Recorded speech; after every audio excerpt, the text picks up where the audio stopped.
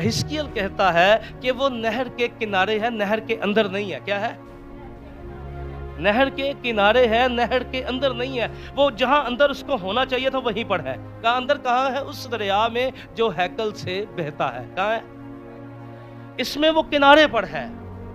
और ये वो जगह है जहां से खुदा ने अब्राहम को निकाला था बड़ी कौम बनाने के लिए। कहां से निकाला था? इसी जगह से। आप पैदाइश की किताब उसका 11 बाब देखें तो पढ़िएगा तो वहां लिखा है खुदा ने अब्राहम को कहा कि तू कश्तियों की ओर से निकल, मैं तुझे बड़ी कौम बनाऊंगा। क्या करूंगा? कश्तियों की ओर से निकल, मैं तुझे। और फिर कलाम कहता है उसका भतीजा लूत भी उसके साथ चल पड़ा।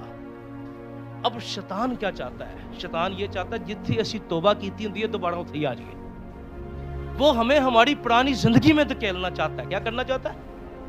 अब खुदा ने कौम बनाने के लिए कहां से निकाला था? यहीं से।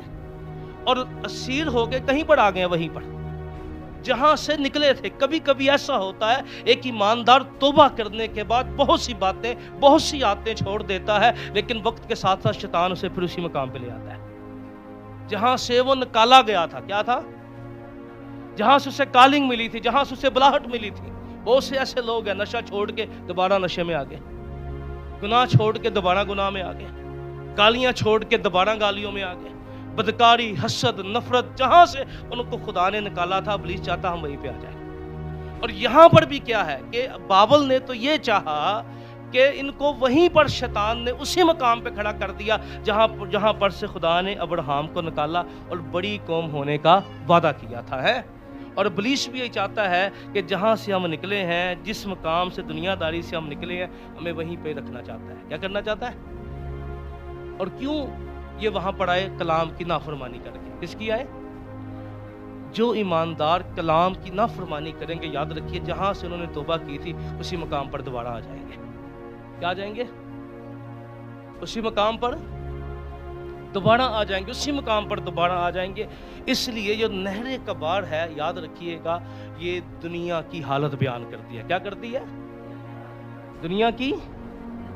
इसलिए 2024 में अगर कोई दुनिया की नहर के करीब था, दुनियादारी के करीब था, 47वां बाप हमें उस जगह पर लेके आना चाहता है जहां खुदा चाहता है। आमीन।